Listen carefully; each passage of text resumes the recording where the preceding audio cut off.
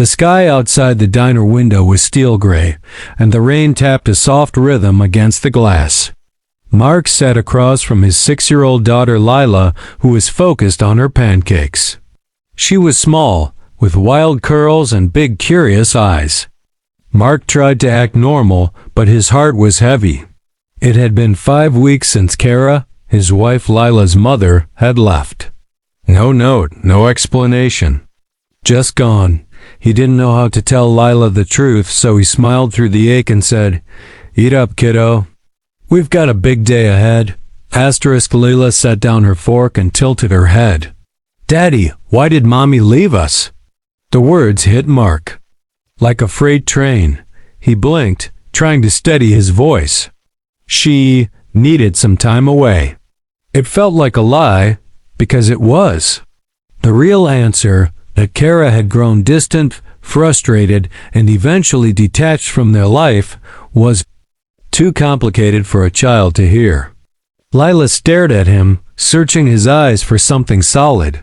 Mark wished he had it. "Is she coming back?" she asked softly. He didn't know.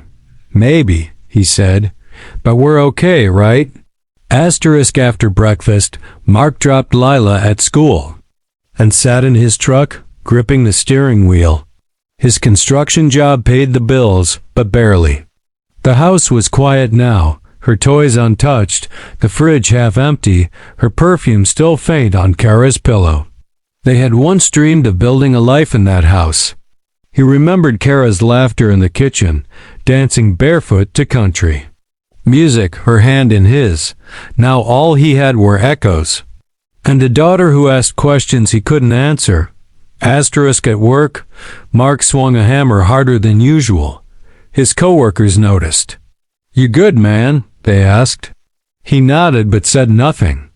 At lunch, he scrolled through old photos on his phone. Kara holding Lila as a baby, their road trips, birthdays. He thought about calling her, then locked his screen. He'd already tried a dozen times. Her phone was off. Her sister claimed not to know where she was. Mark wondered if she'd ever intended to come back, or if she'd already started a new life somewhere else. That evening, Lila sat on the couch drawing a picture.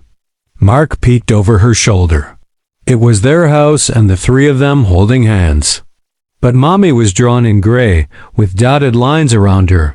"What's that, sweetheart?" he asked. "It means she's kinda here." "And kinda not," Lila whispered. Mark swallowed the lump in his throat. "That's very smart," he said, ruffling her hair. She turned to him suddenly. "You're not gonna leave too, right?" Mark knelt beside her. "Never, baby. I'm right here. Always." She nodded and leaned into his arms. Later that night, Mark lay in bed staring at the ceiling. He wondered where Kara was. Was she happy? Was she hurting like him? Did she miss Lila? He had reread every message she'd left before vanishing. No warnings. Just stress. Distance. Silence. Some nights, he told himself she was just lost and would find her way back. Other nights, he accepted the bitter truth. She had left them. Still, he couldn't bring himself to hate her. A part of him still loved her. But most of all, he wanted peace for Lila. A few days later, Mark received a letter in the mail. It was from Kara.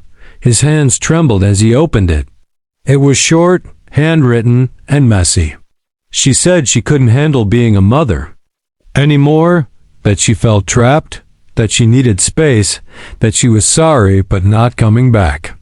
She asked Mark to tell Lila something kind.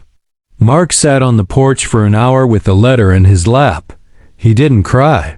He just stared at the street, empty and quiet, trying to decide what to do next. That weekend, Mark took Lila to a small fair in a nearby town. There were rides, cotton candy, and ponies. She laughed for the first time in days, and Mark felt a crack of sunlight in his chest. They rode the Ferris wheel together, and at the top, Lila squeezed his hand. "Thanks." "For today, Daddy," she said. It's the best day ever, he smiled. You deserve the best every day. He knew now that he had to rebuild something from the pieces, not for himself, but for her. She was his whole world now. He started a new bedtime routine. Reading her a story every night, brushing her curls, making sure she felt safe. Slowly, the sadness became softer. Lila didn't ask about her mother for a while. Instead, she drew pictures of just her and Mark, riding bikes, eating pizza, watching cartoons.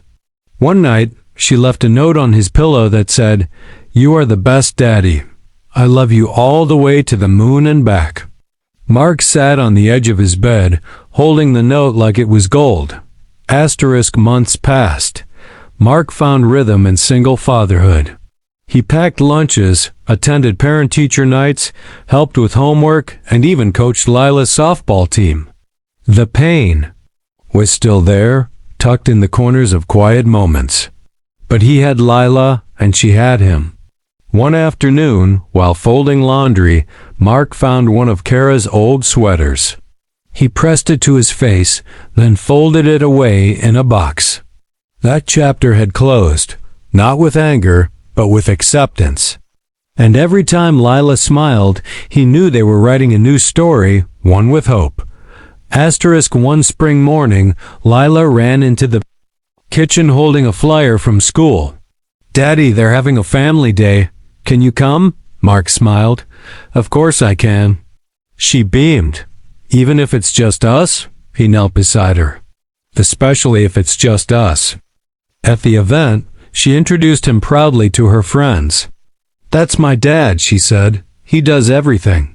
Mark's eyes welled up, not because of the pain, but because he finally realized he hadn't been left behind. He'd been given a new chance to love deeper, stronger, and forever.